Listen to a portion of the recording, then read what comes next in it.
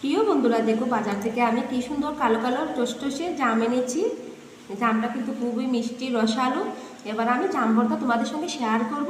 দেখো, প্রথমে আমি জামটাকে ভালোভাবে ধুয়ে পরিষ্কার করে নিয়েছি। এবার দিয়ে দেব স্বাদ মতো লবণ। লবণ ছাড়া জাম ভর্তাটা একদম সুস্বাদু হয় না।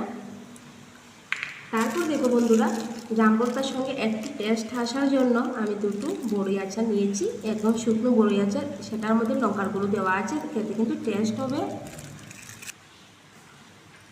ফুলটা দিয়ে দিয়েছি। এবার দিয়ে দেবো একটা কাঁচা লঙ্কা,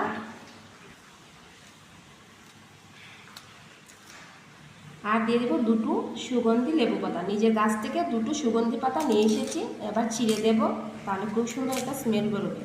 তারপর ভালোভাবে ছটকে নেব বন্ধুরা, খেতে যে এত সুস্বাদু লাগবে। দেখো বন্ধুরা, লোভনীয় জাম ভর্তাটা হয়ে গেছে। এবার আমরা খেয়ে দেখবো কেমন হয়েছে।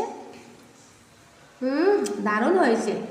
তো তোমরা জাম থাকতে থাকতে এইভাবে কিন্তু খেয়ে নেবে। তাহলে আজকের জন্য টাটা, বাই বাই।